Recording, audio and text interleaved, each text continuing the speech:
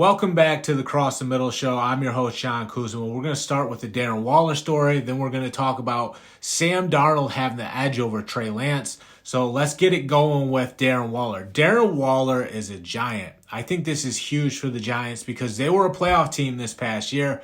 Saquon Barkley carried the Giants all the way to the playoffs. That allowed Daniel Jones to be better. Well, those two guys are going to be even better now because the Giants got Darren Waller, which is going to help the Giants get even closer to winning a Super Bowl. Remember, Brian Daboll came in, won Coach of the Year, and really helped turn this team around.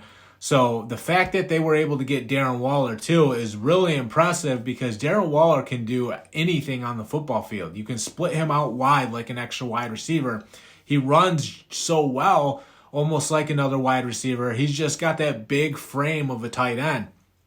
Any pass you throw above him, he's going to snag it and come down with it. He can sell his routes off the line of scrimmage. Think about the seam routes that he's going to run. Think about the post routes down the middle of the field. That's going to cause these defenses to take a step back and be conscientious of where Darren Waller is on the field, which is going to open up more running lanes for Saquon Barkley. You know, the Giants have Darius Slayton at wide receiver. Now they have Darren Waller at tight end. You know, they actually have some weapons now for Daniel Jones too. And for a guy that got better in the playoffs and actually showed some signs of promise, I think this was the perfect acquisition for the Giants. And then you look at all that Darren Waller has overcame in his life. You know, battled addiction, got sober, became one of the best tight ends in the NFL. He wears that honor proudly because you know, he represents all the people that have went through some things and were able to bounce back. I think Darren Waller is a great role model because of everything he had to go through. I mean, he's sober now and living a sober life, so he deserves our applause for that. You look at what he's able to do, too. I mean, the guy's a playmaker, one of the better tight ends in the National Football League, right up there with Travis Kelce and all the other guys in the league. You know, comes over from the Raiders in a trade. But, you know, it's a big pickup for the Giants. Everything they needed gets them a step closer to winning a Super Bowl. Darren Waller is going to be that guy. He's going to make plays. He's going to strike fear in the defense. He's going to, he runs so well for a tight end. It's incredible. You know, we always talk about these bigger tight ends that can box defenders out in the end zone. He can do those things too. He's going to be a great red zone threat. Think about the touchdown he had against the Ravens. Catches the pass, spins the defender, dives into the end zone. Those are the type of big plays that Darren Waller can bring to an offense just because he is so explosive. I mean, it's amazing watching him do his work. Great at going over the middle of the field, can go over the middle of the field. And, you know, that's where receivers or tight ends see a lot of contact, but it doesn't really affect Darren Waller too much. He's going to handle himself just fine doing those things. I mean, I like where this team is headed. I like that they got Darius Slayton and Darren Waller for their passing attack. Suddenly they got a couple weapons that they can help Daniel Jones take the next step with. It's looking good for the Giants. I mean, Darren Waller is a key piece. Like I said, gets them closer to winning a Super Bowl. Going to help Daniel Jones get better. Going to help Saquon Barkley get better. The guy's that good. It's a huge trade for the Giants. We've been hearing that he's already lighting it up at camp. You can't say enough good things about Darren Waller. Don't think he's done yet. He was just overcoming an injury this past year, and when he came back, he showed that he still has it. The guy can still flat out play. I think you're going to see Darius Slayton and Darren Waller really make a lot of big plays for this passing attack. Now the success for the Giants is can Daniel Jones keep getting better? You know, we know Saquon Barkley is going to be good. We know Darius Slayton is going to be good. We know Darren Waller is going to be good. What does Daniel Jones do? Because we saw Daniel Jones be really good out of the gate and, you know, kind of take a step back. And then he got better this past year, really stepped up this past year.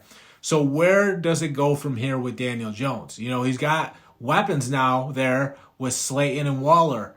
So we need to see if Daniel Jones can step up and keep getting better. If he can build on the strong performance that he had in the playoffs this past year. Really, that's what we need to see from Daniel Jones. He's got a great coach in Brian Daboll. The front office goes and gets him Darren Waller. It's on Daniel Jones now. You got the weapons, Daniel Jones. We got to see what you can do. The other story we have is Sam Darnold has the edge on Trey Lance. I got to be honest with you guys. I think this is it for Trey Lance. I think it's time to stick a fork in Trey Lance. I thought Trey Lance was going to be a good player. It doesn't seem like that's going to be the case because he's about to lose the starting job to Sam Darnold. We know the 49ers were really high on Sam Darnold. They signed him right away in free agency. And now, like I said this in a past episode, I said, I know I'm going to get a lot of pushback. I know you guys aren't going to be happy with this, but I think Sam Darnold's going to step up and win the 49ers starting quarterback job because Brock Purdy is injured with a banged up elbow and out of the picture. Well, it appears that's going to be the case because Sam Darnold is the front runner in front of Trey Lance. So like I said, I think this can be it for Trey Lance. If he blows it again, whether it's by injury or not doing a good enough job or getting beat out by Jimmy Garoppolo, if he blows it again and loses the job to Sam Darnold, I think we can stick a fork in Trey Lance unless he has this, not a growth spurt, but unless he really has some growth when it comes to his development as a player. Because he needs it, and he's falling behind. You think about all the picks that the 49ers gave up to get this guy in the draft, to move up and get him. He hasn't returned anything for them. The return on their investment has been so bad. Trey Lance hasn't given the 49ers anything. There was nobody that wanted to step up and trade for him. Sam Darnold's going to be the guy for the 49ers. He's going to win that job. And he's got a system. We talked about in that past episode too. Sam Darnold finally has a system. He's got Kyle Shanahan's system. We know Kyle Shanahan, outside of Andy Reid, is one of the best offensive play callers in the league. It's going to be huge for Sam Darnold. It does appear he is going to beat out Trey Lance, according to, I believe it was Adam Schefter that said that. So take it as you will. Trey Lance is done for. He's about to lose to Sam Darnold. He lost to Jimmy Garoppolo. He keeps getting injured. It's just the reality of the situation. Would they give up 3 first-round picks to get him? The guy hasn't done anything. Sam Darnold's going to come in and beat him out. It's just the reality of the NFL. It's a hyper-competitive football league. You have to be at your best at all times. It's easy to lose out on a job because it is so competitive. Sam Darnold has been getting better. He's been, growing took his lumps with the Jets, took some lumps with the Panthers, was starting to show a little bit of promise at the end there with the Panthers, now gets signed by the 49ers. Now Sam Darnold is on the cusp of beating out Trey Lance. I said this was going to happen in a past episode. I basically let you guys know that you guys should be getting ready for the news because it's going to happen sooner or later. Well, now it sounds like it is happening. Sam Darnold will probably be the starter for the 49ers in week 1. Trey Lance is going to be healthy. There's no excuses. He's not hurt. He's just not performing. He's not, when you get someone out of an FBS or FCS, I should say, an FCS school, you are going to a lower level of play. And when you play against those teams in that division, they're not as good as teams at the FBS. The FBS is the most talented level. The FCS is less talented. So you're always taking a little bit of a risk if you go with the FCS player. That's what the 49ers did when they drafted Trey Lance. Unfortunately, it hasn't gone the 49ers' way.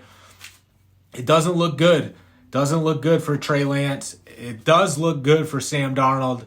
I expect him to be out there with the 49ers in week 1 to be the starter for the foreseeable future, at least until Brock Purdy gets back. So we're going to see what Sam Darnold does in that 49ers offense, surrounded by playmakers, with Kyle Shanahan calling the plays, with athletes all over the field. He's got Trent Williams protecting his blind side, the best offensive lineman in the league. We're going to see what Sam Darnold does. I think he's going to do well. I think he's going to surprise a lot of people. I think he's going to win over a lot of people. People are going to finally realize that Sam Darnold was just held back by the Jets and the Panthers, that he actually can play. So expect that to be the next big development as far as Sam Darnold goes. Just like I told you guys that sooner or later he's going to beat out Trey Lance, I think the next development for Sam Darnold is he's going to win a lot of people over. That's all I got for the latest episode of the Cross the Middle Show. Thank you guys for tuning in. Have a great day.